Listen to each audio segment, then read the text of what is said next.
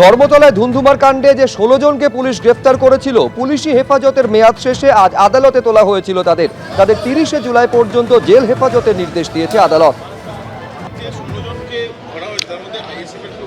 না, আইএসএফ এর রাজনৈতিকভাবে কি আছে সেটা বড় কথা নয়।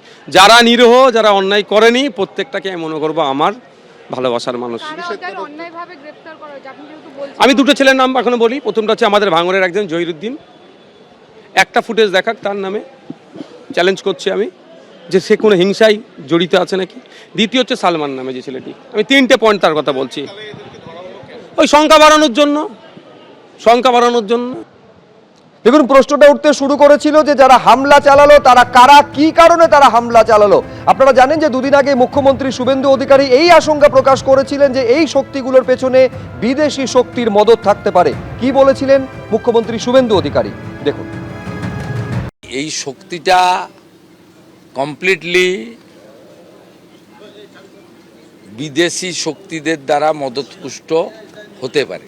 যেভাবে সংবাদ মাধ্যমের কর্মীদেরকে মেরেছে, রক্তপাত করেছে এবং প্রাণঘাতীর চেষ্টা করেছে, তার বিরুদ্ধে ব্যবস্থা, যাদের ভিডিওতে দেখা গেছে তারা গ্রেপ্তার হয়েছে। এদের সঙ্গে ককরোচ পার্টি, নিট আন্দোলনের কোনো সম্পর্ক নেই। এরা কমপ্লিটলি জামাতি, মৌলবাদী এবং ভারতবর্ষকে দুর্বল করতে চায়, অশান্তি করতে চায়। এরা গুন্ডা দমন আইনে ব্যবস্থা। নিটের প্রশ্নপত্র ফাঁসের প্রতিবাদের নামে তাণ্ডব চালানো হয়েছে, দেশ বিরোধী কাজ চলছে, এই অভিযোগে পথে নামলো রাষ্ট্রবাদী ছাত্র ও শিক্ষকদের সংগঠন।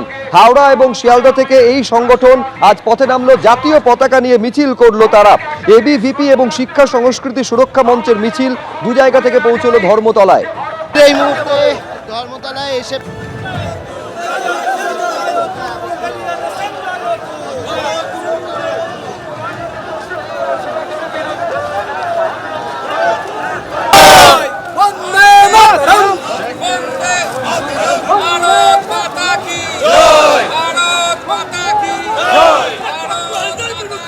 ডাক্তারি পরীক্ষার, প্রবেশিকা পরীক্ষার যে পেপার লিক হয়েছে এই নাম করে রাষ্ট্রবিরোধী, দেশবিরোধী যে সংগঠনগুলো রাস্তায় নেমেছিল, মানুষকে বিভ্রান্ত করেছিল, তার বিরুদ্ধে আজকে এবিভিপি, এবিআরএসএম আর আরও যারা রাষ্ট্রপ্রেমী আমরা মানুষরা রয়েছি, আমরা সবাই আজকে রাস্তায় নেমেছি।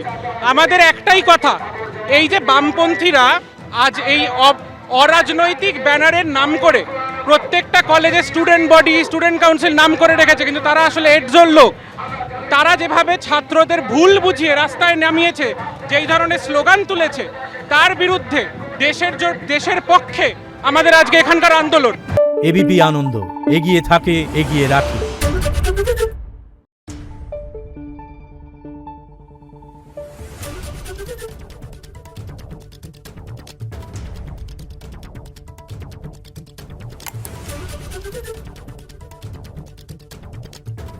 Thank you.